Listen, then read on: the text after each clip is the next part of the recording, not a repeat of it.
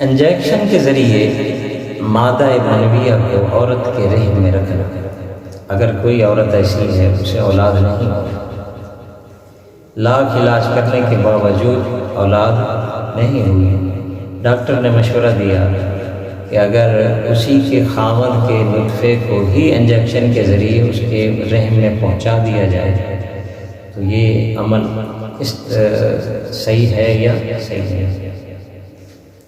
تو یاد رکھیں یہ عمل غیر فطری عمل ہے، بہرحال یہ مکروہ ہے، اسے نسب ثابت ہو جاتا ہے۔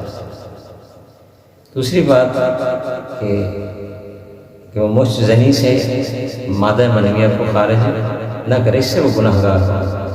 ہاں، عورت کی خلوت سے ہی اگر وہ مادہ منویہ اس نے نکالا ہے اور پھر رکھنے کے لیے بھی وہ خود اس کا خاوند ہی رکھے، اگر اس کے رکھنے میں ڈاکٹر کا عمل شامل ہے تو یہ بھی جائز ہے۔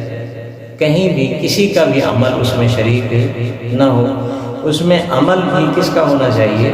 اس کے خاوند کا ہونا چاہیے۔ ڈاکٹر کو چاہیے کہ وہ اس کے خاوند کو ٹریننگ دے، اس کا خاوند خود یہ عمل کرے، خود رکھے، تب تو کچھ نہ کچھ گنجائش ہے۔ پھر بھی یہ غیر فطری عمل ہے، بہرحال یہ مکروہ ہے۔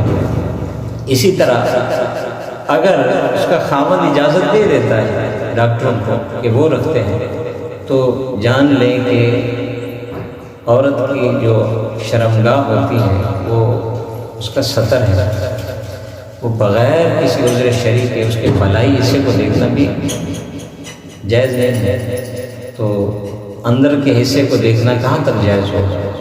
اگر اس طرح کا عمل کیا تو خاوند دیوس سمجھا جائے گا، اور اس طرح وہ دونوں میاں بیوی کیا ہوں سخت گناہ گار ہوں گے۔ اس طرح عمل کرنا درست نہیں۔ ہاں، اگر زیادہ حاجت ہے تو شریعت نے اجازت رکھی ہے نا دوسری شادی کرنے کی، تو اس کے خاوند کو چاہیے کہ وہ دوسری شادی کرے، اللہ تعالیٰ اس سے اسے کیا دے گا؟ اولاد۔